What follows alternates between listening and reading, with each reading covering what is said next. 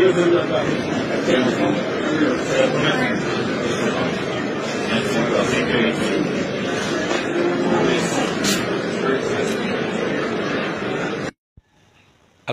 আলাইকুম। ধন্যবাদ ফ্রান্সের প্রেসিডেন্টকে। তিনি ভারতের মোদিকে একদম হেনস্থা করলেন। আওয়ামী লীগের যারা ভারতকে প্রভু মনে করেন, দেখেন ওই দেশের প্রধানমন্ত্রীকে বহির্বিশ্বে কিভাবে অপমানিত করে, তাদের আচার দিয়ে, ব্যবহার দিয়ে।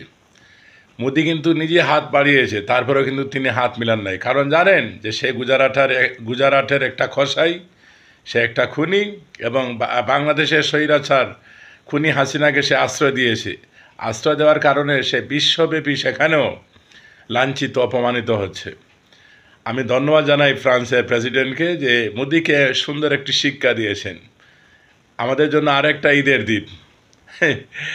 এই ভারত ফকির ভিক্ষুক একটা ভারতকে বহির্বিশ্বে ওরা কেউ সম্মান করে না, তো শুধুমাত্র আওয়ামী লীগ তাদেরকে দ্বিতীয় প্রভু মনে করে। নাউজুবিল্লাহ। তো এই অপমান কি ভারত সইতে পারবে? আর এই মোদিকে নিয়ে বাপ রে বাপ, মার্কিন ডোনাল্ড ট্রাম্পের সাথে বৈঠক হবে মোদির, বাংলাদেশ নিয়ে কথা হবে। আমরা না যত চিন্তা করি বাংলাদেশ নিয়ে, ভারত আরও বেশি চিন্তা করে বাংলাদেশ নিয়ে। কেন? ওরা তো মালদ্বীপ থেকে মার খাচ্ছে, মায়ানমার থেকে মার খাচ্ছে, নেপাল থেকে মার খাচ্ছে, পাকিস্তান থেকে মার খাচ্ছে, চায়না থেকে মার খাচ্ছে। এবার শুধু বাংলাদেশের লাত্তি গুথার বাকি আছে। ত্রিপুরার মুখ্যমন্ত্রী তো তিনি বলেছেন বাংলাদেশের সাহায্য ছাড়া ভারত চলতেই পারবে না। বাংলাদেশের সাহায্য ছাড়া, দয়া ছাড়া, করুণা ছাড়া ভারত চলতেই পারবে না। ডকুমেন্ট দেখেন।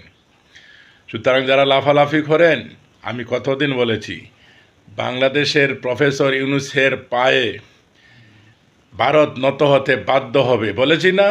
এই যে দেখেন, সুর পাল্টে গেছে।